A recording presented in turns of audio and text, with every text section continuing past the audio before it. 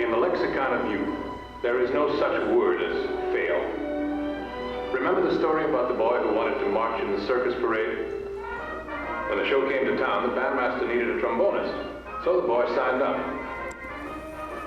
He hadn't marched a block before the fearful noises from his horn caused two old ladies to faint and a horse to run away.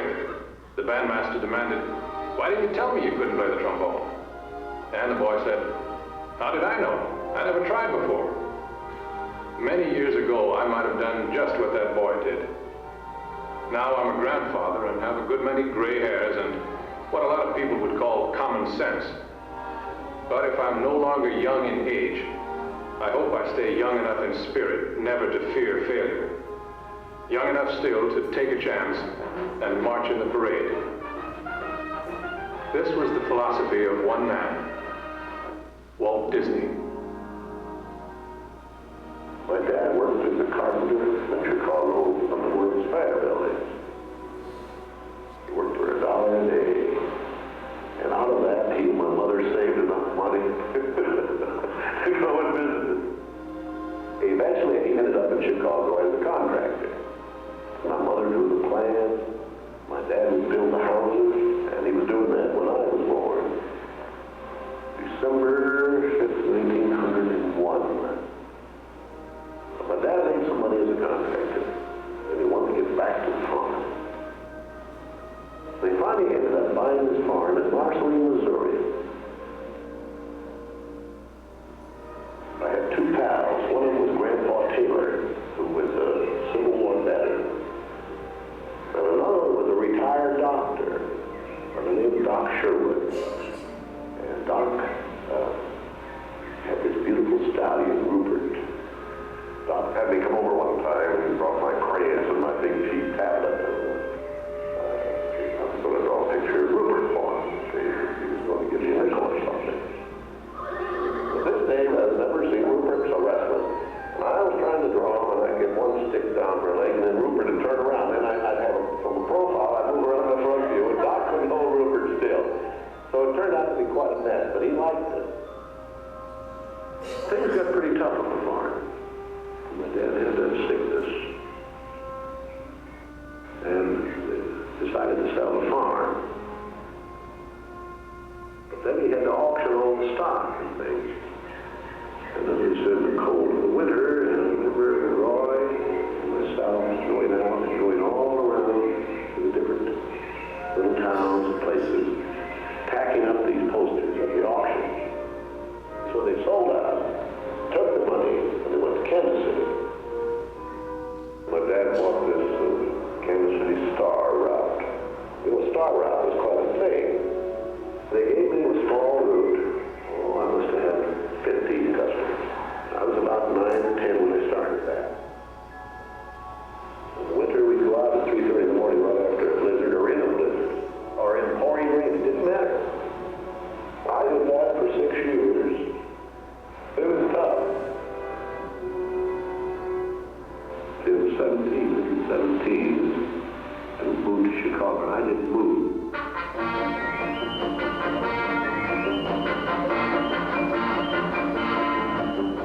In the meantime, my brother Roy had joined the Navy, so I wanted to join it.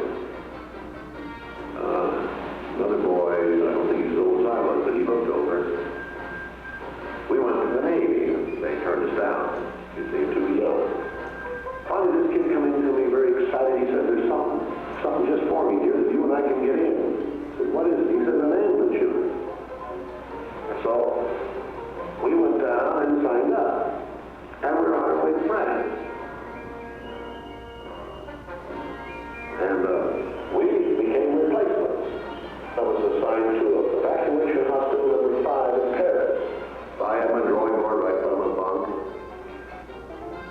So I started painting pictures all over my truck. That doughboy I used in a lot of these cartoons. This doughboy with this beady face. I was in Paris, 3rd of September, when Pershing pulled up. The whole headquarters company left. All the guys I knew was gone. Paris, which had been this exciting thing with all these soldiers and things, suddenly there wasn't a soldier to be seen.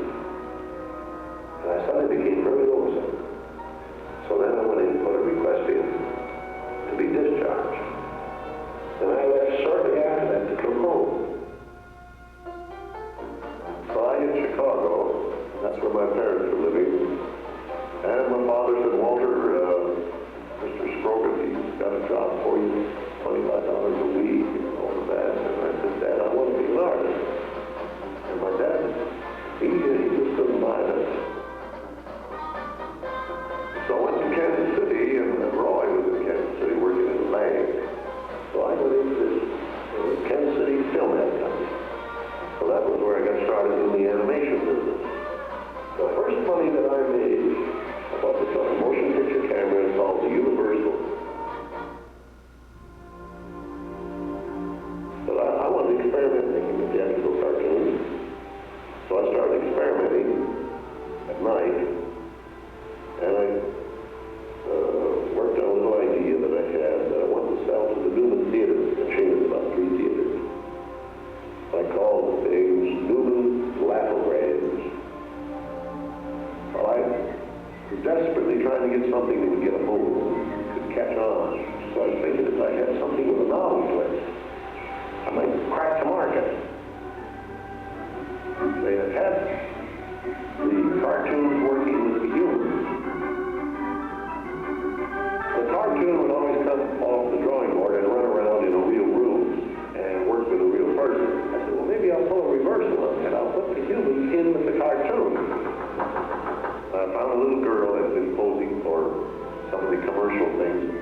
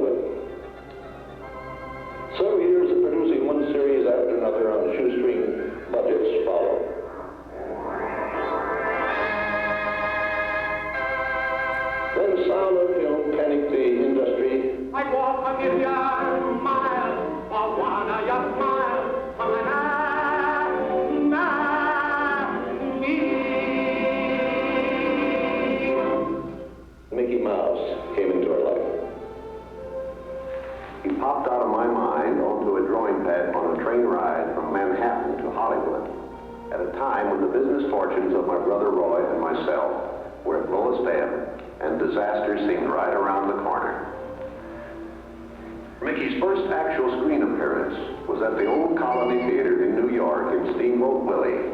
I did the voice.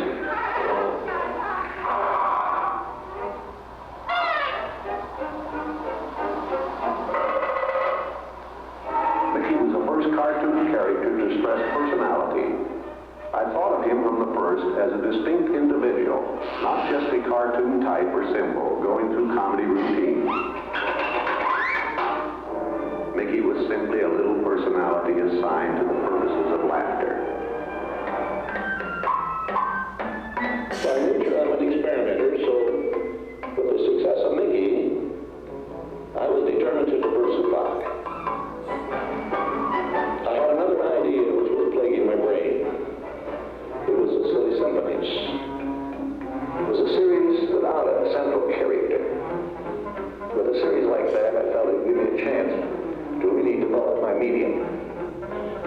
The first of that series was called The Skeleton Dance.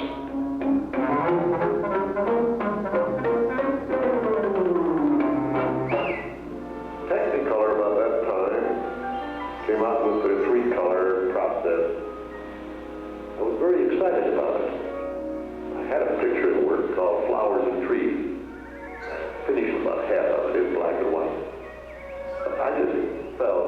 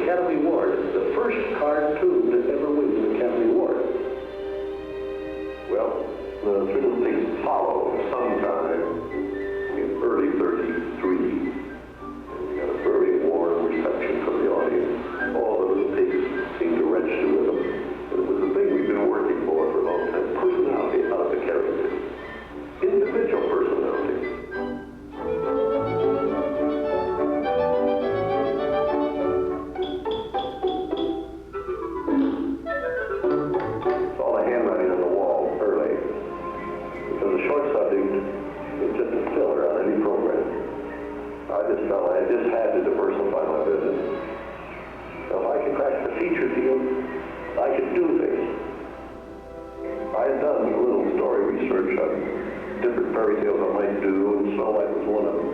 It's the thing I remembered as a kid. I saw it in Kansas City one time when I was a newsboy. They had a big showing for all the newsboys, and I went and saw Snow White. It's probably one of my first big feature pictures I'd ever seen.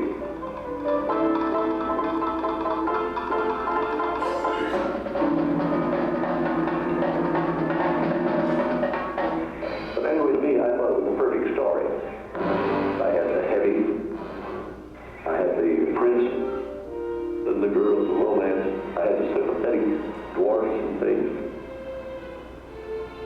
I wanted to, no doubt about the personality, so I sort of picked a name to fit the personality.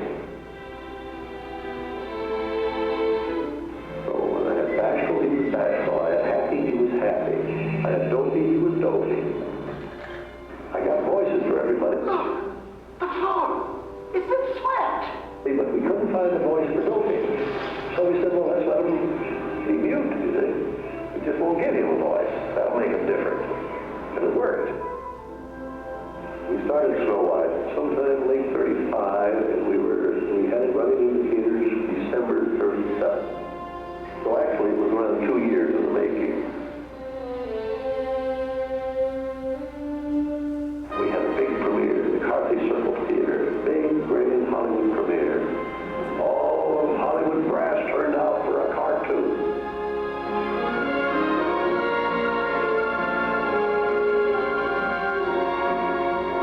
Daddy, if Snow White and the Seven Dwarfs is going to get this beautiful reception. Isn't it bright and shiny? With the profits of Snow White, I built a studio. The studio ended up costing around $3 million. By 1940-something, we owed the bank $4.5 million, but I had all these pictures in order. Pinocchio, Bambi, Fantasia. I had Fantasia set for a widescreen. So I had dimensional sound. Because that widescreen, I had the projector running sideways. But I didn't get to building my cameras on my projector because the money problem came in. I think if I had the money and I could have gone ahead, I'd have had a really sensational show at that time. During the war, we did briefing films for the Marine Corps on the landings on the island, and they were all very top secret. We did a heck of a lot of islands I've never heard of. I think we did over 4,000 in the 60s. And after the war, we had a problem picking up the pieces. What are you going to be able to do? A cartoon? Well, if I could get into the live end, there's things I could do.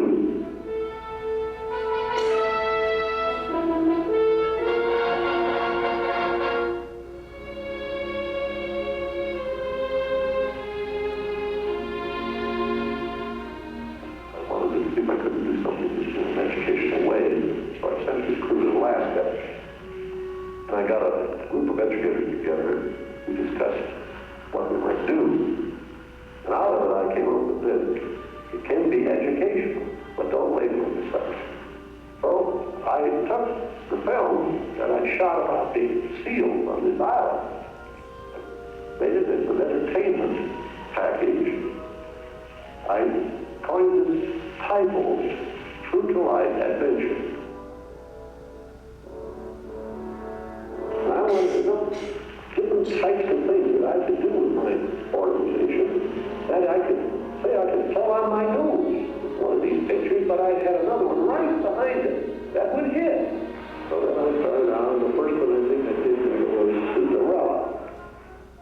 Then the next one on the schedule was Alice, but I had another one coming right behind it. I had Peter Pan.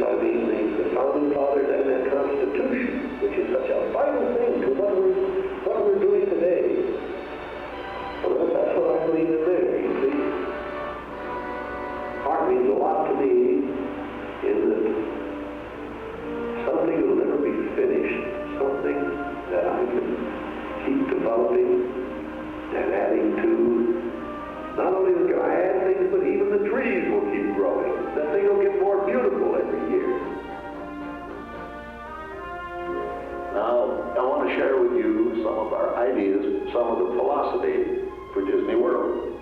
I've always said there will never be another Disneyland, and I think it's going to work out that way, so that there's a distinction between Disneyland in California and whatever Disney does in Florida. Here in Florida, we have something special we never enjoyed at Disneyland, a blessing of size. There's enough land to hold all the ideas and plans we could possibly imagine. It will be a community of tomorrow that will never be completed. But the most exciting, the most important part of our Florida project, in fact, the heart of everything we'll be doing in Disney World will be our experimental prototype city of tomorrow. It will never cease to be a living blueprint of the future, where people actually live a life they can't find anywhere else in the world. You know, I was stumped one day when a little boy asked, "Do you draw Mickey Mouse?" And I had to admit I do not draw anymore. Well, then you think of all the jokes and ideas. No, I said, I don't do that. Finally, he looked at me and said, "Mr. Disney, just what do you do?" Well, I said, sometimes I think of myself as a little bee. I go from one area of the studio to another and gather pollen and sort of stimulate everybody. I guess that's the job I do. Well, after 40 some odd years in the business, my greatest reward, I think, is that I've been able to build this wonderful organization. Also to have the public appreciate and accept what I've done all these years. That is a great reward. But all individuals are different. Some of us just wouldn't be satisfied with just carrying out a routine job and being happy. I envy those people. I had a brother who I really envied because he was a mailman. But he was the one that had all the fun. He had himself a trailer, and he used to go out and go fishing, and he didn't worry about payrolls and stories and picture grosses or anything.